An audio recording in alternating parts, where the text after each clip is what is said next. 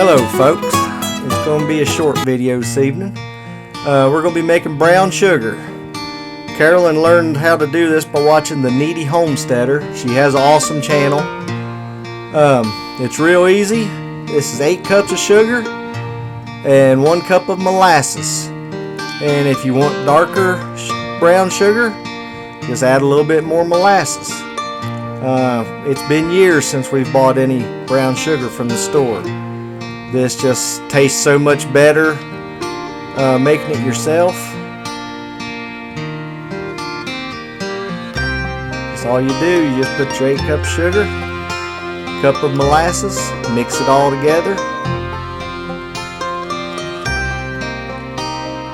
And there you have it. Then just put that in your jar, whatever you keep it in. Now this little thing here, Carolyn said it's called a brown sugar bear.